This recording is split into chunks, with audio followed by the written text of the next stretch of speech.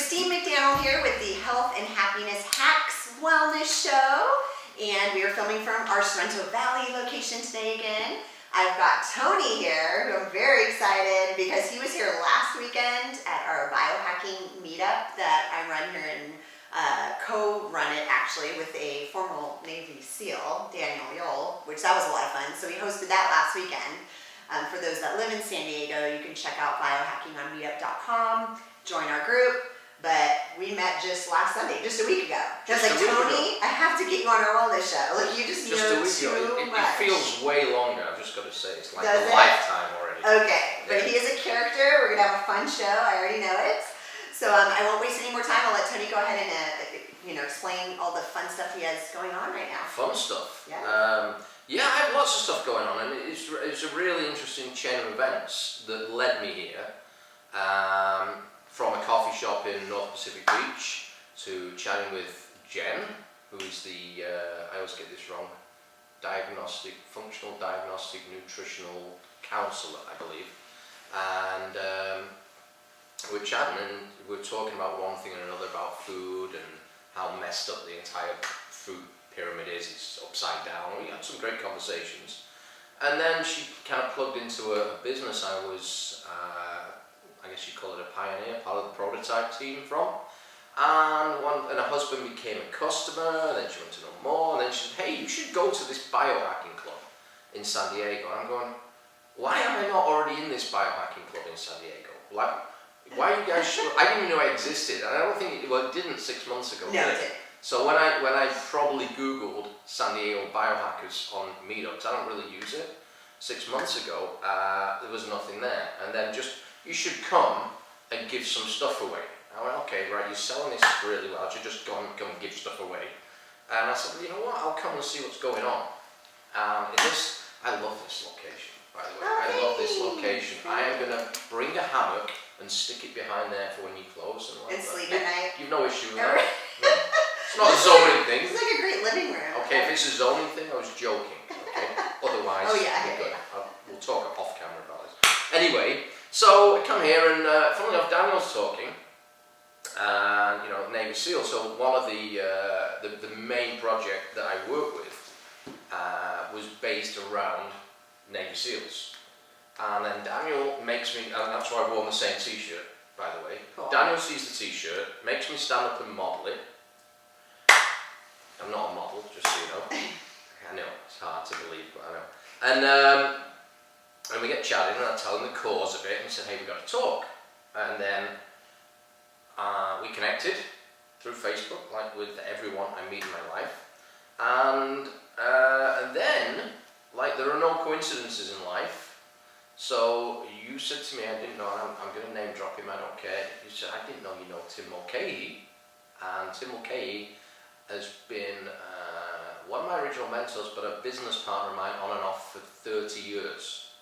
And we used to live a couple of miles away from each other in Toronto, Canada, and now we still live a couple of miles away from each other. Wonderful, wonderful guy, wonderful friend. We were out a couple of days, or maybe a couple of nights before I met you. So the chances of a picture of Tim and I being on there, it's like once every 6 months. And you see this thing, and message me, and say, I listened to his Sales Superstar CD every single day for 4 years, and I was at a party with his house, and I tell you, well, the first guy he talks about on the CD set is me, of how useless I was. However, I was somewhat persistent and wouldn't go away. And I'm like, hey, there's no coincidences in life, and then you bribed me to show up here today. Bribes, yes. It's like big envelopes, okay? And here I am. So, no plan, no nothing, but the whole chain of events here is, I don't have time to just go back over my whole life. Started a couple of businesses with Tim, a couple of went public. I ended up running a business on Wall Street, which is one we co-founded like years and years ago. I'm on Wall Street and I'm basically cracking up. I'm running a business, you're doing 18 hours a day, 20 hours a day, 7 days a week, not a day off.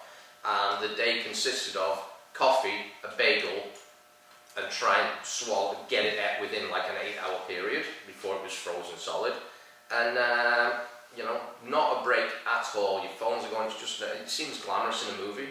It just isn't. Uh-huh. And without trying to sound derogatory, they're really, it's kind of not a good energy for me personally. And I found that out. So over a period of however long, I'm finding my health declining. I'm like borderline alcoholic, because at the end of the day, it's like 11, 12 o'clock, there's nothing around there. So you go to the same bar, eat like frozen chicken wings and Guinness till stupid o'clock. And like a lot of the times I never even got home, I just like couch in the office, that'll do. And no quality of life at all. And one day I just started cracking up, like crying for no reason. And I decided to get out.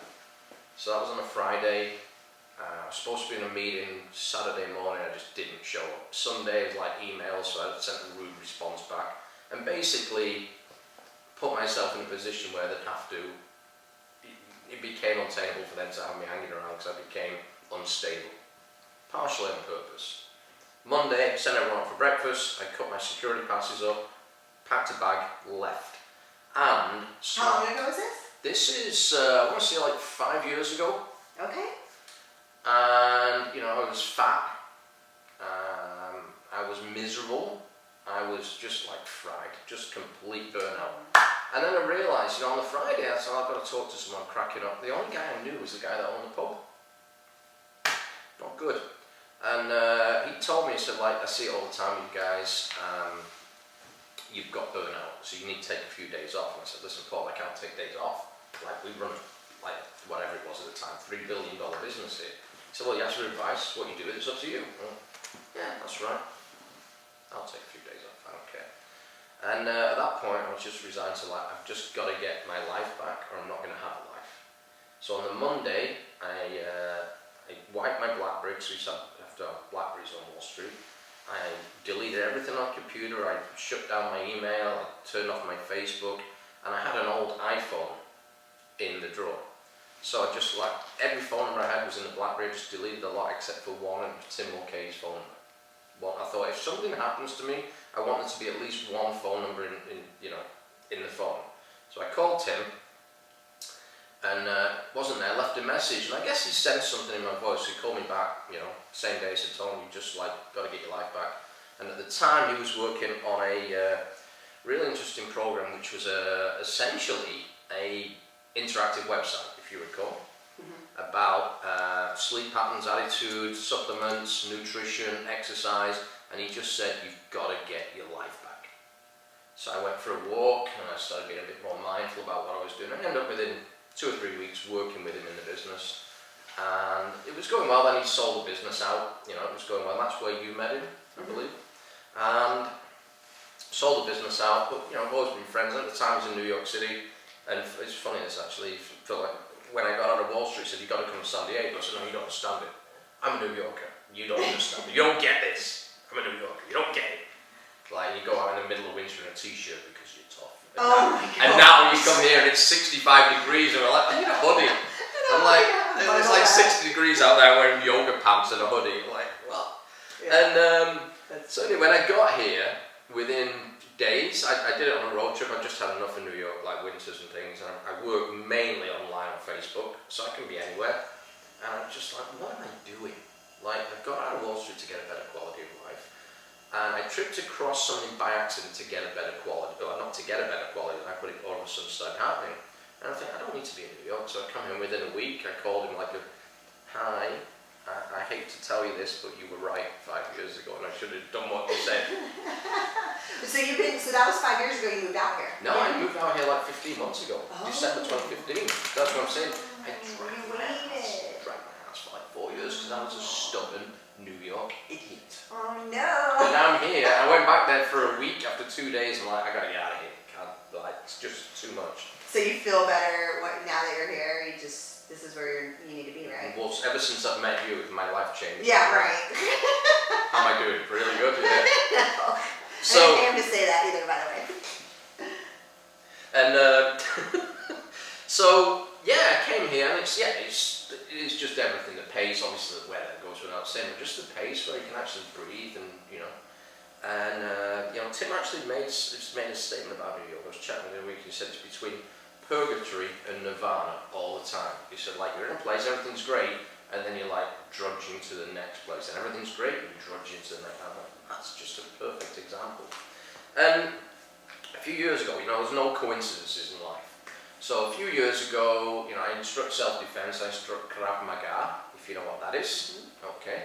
And a few years ago, I'm working on some stuff with a guy called Banks, who was an ex-NFL guy, Oakland Raiders. And I'm working on some stuff in between projects. This was after Tim's business had been bought. I'm just like patching things together, trying to find my way.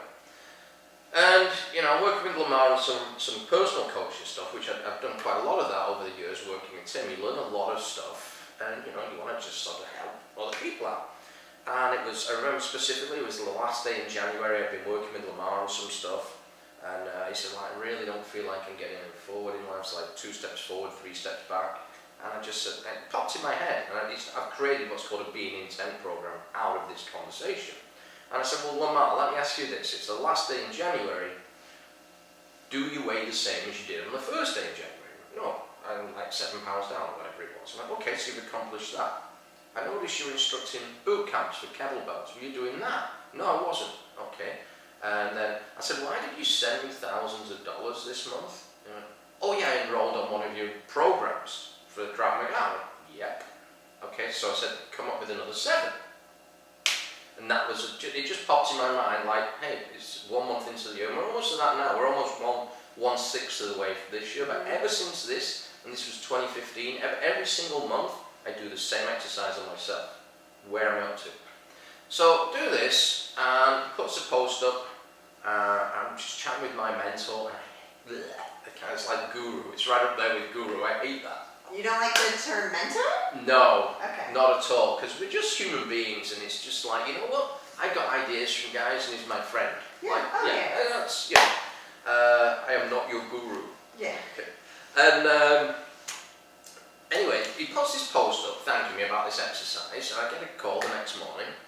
And I wake up on my Facebook Messenger, and his girlfriend said, Lamar passed. And I went, what did he take? No, he passed. I didn't know he was taking something. What, an exam? No, he passed away. No. So Lamar was like 39, huge guy, like 6'10" and 400 pounds. And I thought she'd been hacked. So I called straight away, are you okay? Yeah, I'm fine. So she's really calm. Have you been hacked? No, why, what happened?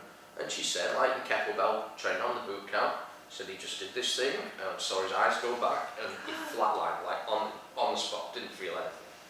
It turns out after the fact he'd had some heart issues before. He was a big guy. Anyway, long story short, I don't go to funerals. I never met this guy face to face ever. Only became friends with him like over the phone or online, which is the world we live in now.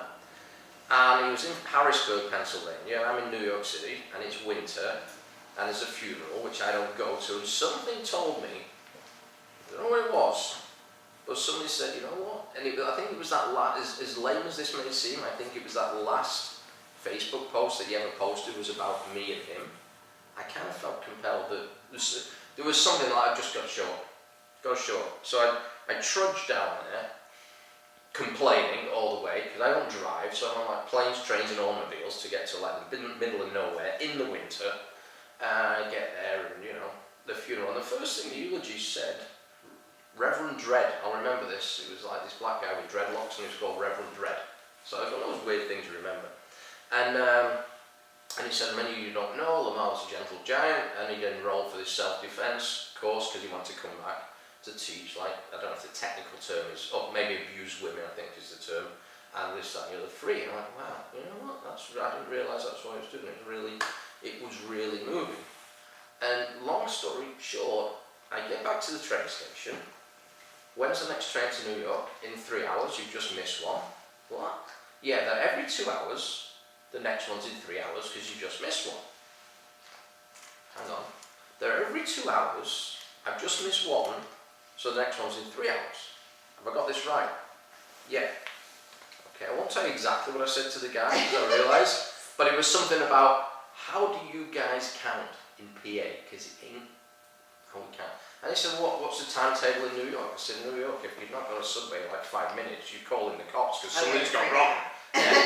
I'm just like, I can't deal with this. And I go to this, I don't know what it was. It was a cafe there where they actually screw the light bulbs in when you sit down to save the thing. I think I put something on like I'm on the set of Deliverance. If anyone knows anyone in Harrisburg to get me out of here, pick me up. And my buddy Brian, who I've worked with Tim, actually you'll probably know him.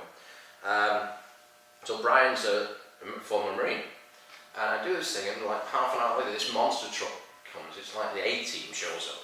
It's a weird thing. We'll go another time getting my thing. And while we chatted, and since Tim's business was bought out, we were both sort of edged out of it because he no longer had control, and he's a friend of both of us. And, we worked it, and then he's chatting to me. We'd throw ideas at each other backwards and forwards. Like mine were really good, his were terrible. He'll tell you the opposite, but in reality they were all garbage. And you don't realise it at the time, you're just looking for, to do whatever. And he said, listen, here's the thing, I'm working on this thing, I can't tell you what it is, you need to read this book called Keto Clarity by Jimmy Moore. I went, whatever. And I've never read the book actually, but I've met Jimmy, and he's a great guy, and Jimmy's a guy that lost like 200 pounds through a ketogenic diet. He's quite a famous guy, Jimmy Moore, really nice guy. So he's telling me about this, I'm working on this thing, I can't tell you what it is, we just and we stayed in touch, and then it would have been about March 2015, so maybe a month after this funeral thing, when I went back there and did a course to raise money. I did an instructor's course on his behalf to raise money for his fund. Oh, nice. Yeah, just because, whatever. It was just like the right thing to do, it felt right. And so I'm working with, I'm driving with Brian, and he's talking about this thing, and watch this, and a few months later, a package comes. It must have been around April. A box comes with FedEx. And the FedEx guy's there, and I'm living in this tiny studio in Spanish Harlem, which is maybe the white powder capital of North America. I have no idea what's in this box. I open the box, really excited, thinking it's a early birthday present, and I pull out 2 clear bags of white powder, and the FedEx guy's looking at me like, oh no. I'm going, okay, this is not what it seems. What is it, F.A.? I don't know, hang on, where's it from? San Diego. Oh, San Diego, by Tijuana. That's not helping me, is it? I know. I don't know, there's a handwritten note in here. There's a handwritten note, I've got it. It's a handwritten note. So I pick up the note. Okay, there's 2 strips on here. You need to pee on one before you take this stuff. Take a picture of it, pee on the other one an hour after you take it, and send me both pictures. And I look up at the FedEx guy, and I just went, it's not really helping, is it? Nope. No more deliveries, no mask, no. And it's the FedEx one, couldn't get a delivery. And I went, okay, well it's funny, and Brian I know, so he just said, put it in water, drink this stuff. And it was a prototype of a ketone drink. So, ketogenic diets are notoriously hard to get into. So ketogenic diet, fast track, was developed in the 1930s to reverse things like Alzheimer's, Parkinson's, anything brain related. Brain's mainly fat, ketogenic diet is low carb, high fat. So you basically fueling your body on fats instead of carbs. I could go 4 days now on the politics of the food pyramid. I'm not going to do that. I'm going to fast track it. But the challenge with ketogenic diets is they are notoriously hard to get in. You've either got to starve yourself for 48, 72 hours, in which case you're going to get muscle depletion. Your body's going to go through its carbs, go through its protein, which is in the muscle, and then start running off the fat, the last line of defense. Or you can do the same with water it takes away, or you can do it by food, and it could take months and months and months and months and months of eating a certain way to get in a state of ketosis. And in those months and months and months, you're going to have headaches, possibly migraines, stomach cramps, muscle cramps, joint pain, you name it. You're going to have something called a keto flu, which is akin to people coming off heroin or cocaine. It's the same sort of withdrawals. A lot of it is sugar withdrawals. Okay. You're probably going to get divorced and fired. Because you're going to be grouchy? You're an a-hole. However, when you get through all that, you're actually in nirvana. I mean, you're single and unemployed, but you're in nirvana. You're there, okay? However, the reality is most people don't get that. It's just too hard to do. If you are suffering from a certain disease, and a lot of them are, TED Talks. Dr. Dominic D'Agostino does some great stuff where he talks about ketogenic diets and cancer. There's lots of people who do this with different diseases. Just like Google ketogenic diet and there's loads of stuff. But it was always food based. So we get this thing, and it's a hack. So instead of taking, days, weeks, months to get into a state of ketosis, which is running off your body fat and not off glucose, you can do it in less than an hour. You just drink this stuff and you're in a state of ketosis in less than an hour. Which, by the way, if you're watching this, you'll probably call me out on BS right now. Okay? Because everyone else did. And here's what happened. The ketogenic diet community called us out. Like, no, can't be done. So we let them try it and blood test it on themselves. And I know research guys would like at 1 pound tub of Ben and Jerry's chocolate caramel to get the sugar really high, then drank one to prove us wrong. And then thrown away the blood meter because they thought it was broken, because it's not possible what just happened. Like within an hour, you can blood test yourself, you can do anything. And so I got kind of brought into this, and what happened originally started with 11 guys around the table in Long Beach. I wasn't one of the 11 guys. 5 of them said, hey, we've got something here. Of those 5 guys, they had 5 invitations each. Prototype team. Yeah. So I was one of the 5 guys. My order was order number 8, because 7 guys can type faster than me. It was like, well, I type like that, that's why the other 7 beat me. And now I don't know the exact figure, maybe 14, 15 million servings, and only been on to the What's the name of the company? Prove It is the name of the company. And that's PRUVIT. Yeah. Prove It. Why? Okay, you want to get in shape? Yeah, sure, prove it. It actually started as a t-shirt idea, but it became like anything in life. You want to be a better parent? Sure, prove it. You want to pass your exams? Prove it. Whatever it is, prove it. And it became a brand. So we basically spent... That was 2015? 2015. Okay. Well, it came out on the prototype thing May 2015. Because the technology is so new, none of us knew what it did and what it was for. But the background behind it, and this is why the SEAL team thing, I told you it's a full circle. So, we know ketogenic diets work. And Navy SEAL divers were having a way higher rate than average of seizures from their rebreathers. You basically rebreathe the same oxygen. When I spoke with Daniel about this, and he went, yeah, I know, that's what I did. So, you can reverse that. You can absolutely reverse it with food. However, if you are a SEAL team guy on ops, and I say to you, right, you go on ops tomorrow, and you're diving, you have to get in a state of ketosis today, it can't be done with food. It just can't that fast. So, it works, and then when you get on ops, how do you stay in that state? You're just going to eat what you can when you can. You can't do a measured diet. And then, what's happened from there, Dr. Dominic D'Agostino is a wonderful, wonderful guy. Mm-hmm. I mean, like a super uber nerd in this subject, by the way. Oh, for sure. You can listen to any of his podcast interviews. Yeah, so Dom's a really cool guy. And he was working on this ketone technology, or what's known as exogenous ketones, or therapeutic ketones. So ketones are produced from within the body. If you think carbs or sugars will turn to glucose, fats will turn to ketones. In a layman's way, okay? By the way, I'm not a doctor, nutritionist, nothing, nada. Okay. Okay, which means I can say anything and can't get struck off. I know, right? No, that's good. And I keep meaning to put like a little disclosure on our channel too. Yeah, disclosure. Don't listen to anything Tony ever tells you. No, not a disclosure like that, but just making sure people know, like, we're definitely not doctors. I'm not a doctor. I'm learning just like all of you, and so. Yeah, absolutely. So Don's doing this thing, this research, and I guess it's the Office of, it's not Naval Intelligence, but it's the Office of Naval something or other, get wind of it. And DARPA, if you know who DARPA are, is the Department of Advanced Research Projects Agency, the kind of the weird behind the scene guys that make impossible stuff. Nice. You know, like invisible planes and drones that you can't do, yeah, that stuff. Cool. They pump a bunch of money into the research. Don comes up with this stuff. Tested on the SEAL teams, it might be slightly out on the figures, but tested with the SEAL team guys and NASA for about 3 years. And we get the consumer rights at the end of it, and we have no idea what's going on. And we test this. So here's what happened to me. This is weird, because I've kind of skirted around nutrition things my entire life, but it kind of goes against what most trainers or nutritionists will tell you is like eat lots of small meals a day. When you do that, your gut flora, we were talking about this last week, your gut flora gets no rest. You're constantly digesting stuff. So we get this stuff. I dropped 15 pounds in 14 days. Like, I'm not huge, but I'm bloated.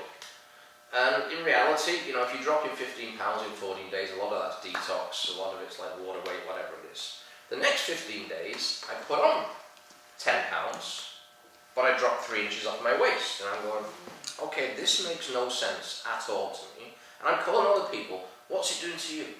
Well, this happened. Okay, that didn't happen to me. And there's like a handful of us, but like some guy might be a bodybuilder, some guy might be an endurance guy. I'm just a guy that lived above a pizza joint and an ice cream parlour that had no interest whatsoever in going on a diet. And that stuff's good, but the thing when I called Brian like a week in, I said, this is weird, this stuff. And I said, like, because you cannot explain. You see that movie, Limitless? Oh, yes. Yeah? I love that movie. You can't explain this stuff. Just the clarity you had and the lack of brain fog and when you're not eating food all day long.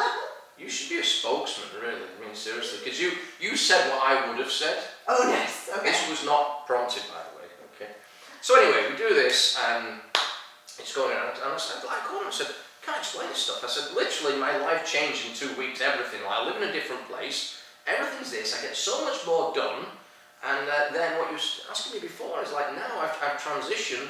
You guys will find this nuts and say it's not sustainable. I'm 21 months in to eating once a day, and what I eat, like steaks in butter and all kinds of stuff. Cheeseburgers. So a lot of high healthy fats, protein. Not protein. Protein will take you out of ketosis. Oh. If your protein's too high, you're never going to get into burning your fats because you're going to burn your carbs, then your protein. You're never going to get into fat burning. And this is a common thing. So it's low carb, high fat. Okay. So your carbs really want to be coming from, I'm not going to get into many. I mean, you can look at the paleo thing. There's lots of, Banting is another one, ketogenic. They're all very similar. But the carbs from like crunchy vegetables, obvious things like cut out the bread, pasta, stuff like that. Nothing really out of a can or a box because you don't really know what's hidden in it. And it doesn't have to be bad stuff, it's just food. You know, we think there's no sugar because it says no sugar, and it's like maltodextrin and dextrose, and it's all sugar. But high fat, which doesn't make any sense, but when you say healthy fats, and this is, I think it's Zoe Harcourt, Dr. Zoe Harcourt in the UK, the quote is, all natural fats are healthy fats. It's the stuff that's, the trans fats that's not good. So, if it comes from an animal or a plant, it's a healthy fat, essentially. High fat thing, and people say, how's your cholesterol? Yeah, my cholesterol's great, and I said, it's just some great cholesterol myth, and it turns out there's a book wrote called The Great Cholesterol Myth, and there's no correlation between fats and cholesterol, zero. Yep. And if you look at the history of this, I'm not going to go right down this, but here's something that will just blow your mind right now. There was a theorist called Ansel Keys. Ansel Keys was the guy that sold the Mediterranean diet. That isn't the Mediterranean diet that they used to eat in the Mediterranean, by the way. That's the one that's sold to the general public. Before that, he was the creator of the K rations for the World War II, the packs for military. He's been intrinsically linked with the food industry his entire career, and as a theorist, he comes up with theories. And he did something called the 7-country study, based on, ready for this? This is what your food pyramid is based on. At home, he poured bacon grease down his sink, let it harden, poured more down, let it harden, poured more down until it blocked. Then he went, aha! So if I eat fat, that's what's going to happen to my veins. That is what the food pyramid is based on. It's nuts. Lobbied Senator McCartney, Senator whoever the other guy was, McCartney and Bob Dole, and they lobbied the World Food Bank, and as a result, the whole food pyramid changed. So we went from protein and protein based to grain based, and ever since we've been eating healthy grains, we've had a obesity epidemic. It's directly linked. Obesity, type 2 diabetes, cancer, heart disease epidemics are directly linked to the year we changed to healthy grains, because there are no healthy grains. We're not horses. So as a result of that, I got really immersed in this world. From a business perspective, we opened to the public 2015. I don't have the exact figures or anything like that. but it just went nuts. I mean, it just got and everyone that was like against this was saying it was just some whack jobs, some latest fad. Like, drink it, blood test yourself. Oh wow. I know, right? Yeah, like guys like Ben Greenfield or Paul Quinn, or all these like real leading lights, Dr. Ken Ford, Jacob Wilson, like Lowry. Is Rich Roll on board? I haven't looked it up yet. Rich Roll's the big vegan guy. I don't know if he is on board or not yet. But you know, it's ultra-marathoner. Yeah, that's the guy, yeah, I know about him. Yeah. And yeah, very cool guy.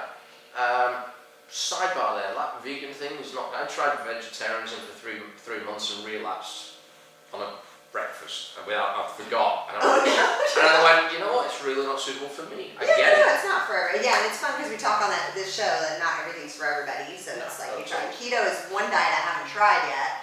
Out of all of them. There's something I'll tell you about the word diet. Okay. It has the word die in it. First off. Well, there's that. So that's not cool. She's so morbid, this one. But diet, if you track it back, the etymology of the word dieta from ancient Greek is way of life. However, when someone says diet, the first thing that flags is, what can I not eat? And that in itself will create a chemical in your brain that will affect your stomach, which is counterproductive to digestion. So just even thinking about that is enough to make people ill. Yeah, I always say healthy eating, or I try not to use the D word at all. So what do you use instead of the word? Well, actually, here, let's do time out, because I knew Tony's like, I could talk forever, and I love your stories. I'm like, okay, we got to keep each show 20, 30 minutes. If we could split it and do two, we do part two. Yeah. So we are going to do a part two with Tony, continue the interview, continue the awesome stories. It's funny because storytelling, you remember things so much better when somebody tells you an actual story. So that's why I always appreciate learning through stories. So hopefully you guys do too. And so we will be back with part two. Thank you.